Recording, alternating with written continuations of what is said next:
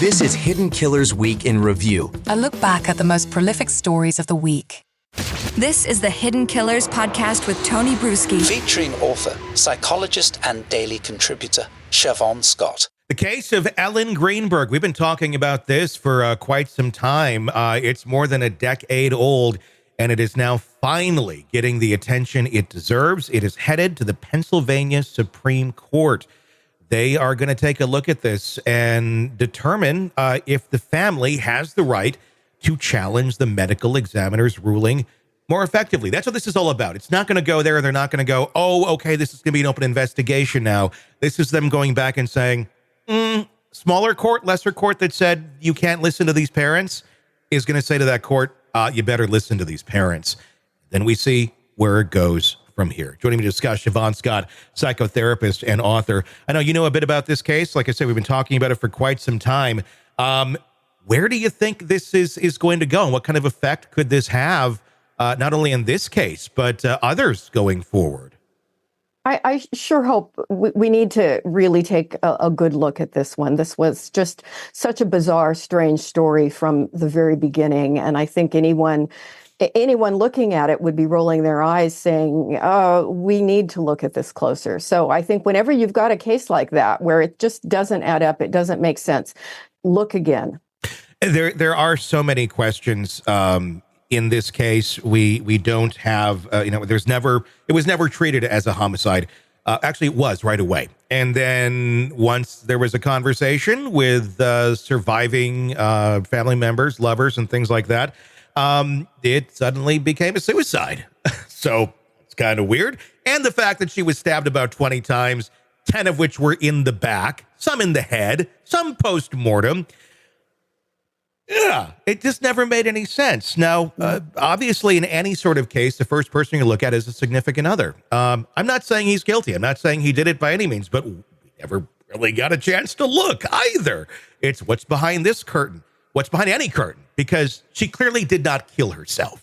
And there's a lot of evidence in this case that makes no sense. The lock on the door, the claim was that he had to break it open. There was really no evidence of it really being that broken or open. But again, the whole crime scene was cleared the next day as well, and all the digital evidence taken and everything else wiped.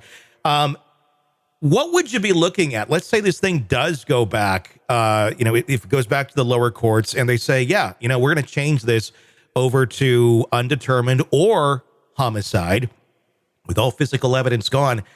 You're dealing with psychological evidence. You're dealing with people's memories. Where do you begin?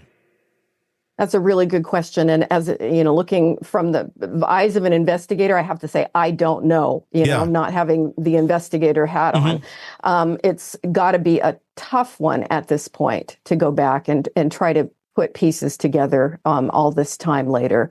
But yeah, certainly the eyes are going to go on the male partner at the time. And all these years later, I mean, obviously he's never been charged. He's moved on with his life. He has a family, and good for him, assuming he's not the person that did that.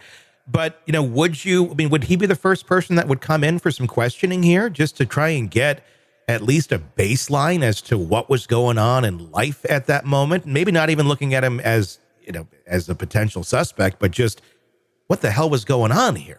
A person with information, definitely. And we'd like to think that was done immediately, and that every stone was unturned and everything looked at and everyone spoken to in her life, because this is just the strangest case that makes no sense. And you've got to now go back and try to piece together things that, we may never know, unfortunately. And going back that many years, I mean, there's two sides you look at it going, is he a suspect? Is there anything there? Or was, he just as shocked as everyone else that his significant other had just been murdered or killed herself. That's the thing that always gets me on this case is the number one, the 911 call is one of the creepiest, weirdest 911 calls I've ever heard. I don't have it to play back this second, but if anybody goes and listens to it, it's a very callous, a very, unemotional. Like, I know some people just don't have a lot of emotions. Maybe that's it. But it's weird. It's very weird to know that your lover, the person that you're supposed to be spending the rest of your life with, you're engaged, is literally lying on the ground with a knife in her. And you're just kind of, I don't know. It was a weird call. And then the fact that, okay, if you have nothing to do with this, great. Still horrible. But wouldn't you be pushing more for an investigation into what actually happened if you truly have nothing to hide?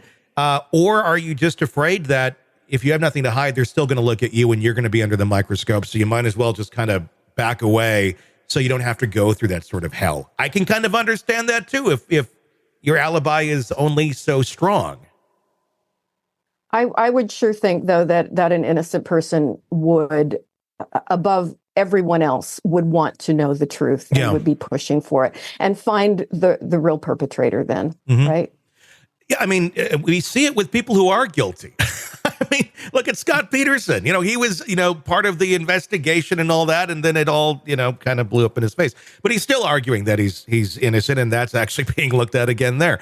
It's just such a troubling case to look at.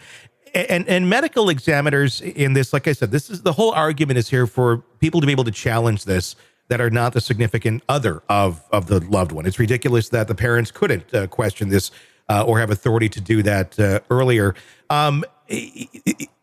There's got to be a lot of cases where you have parents that want to look into this further. Is this going to open up gates more for maybe previous cases as well, where people have felt like their hands have been tied and couldn't get a better look, a better view under the microscope of a death? It may, and it probably should, don't you think? It's like whenever there are questions, let's do our best to get it right. We hear so many times now where somebody has been incarcerated for 20, 30, 40 years, and then DNA evidence comes along and exonerates them, because the system got it wrong.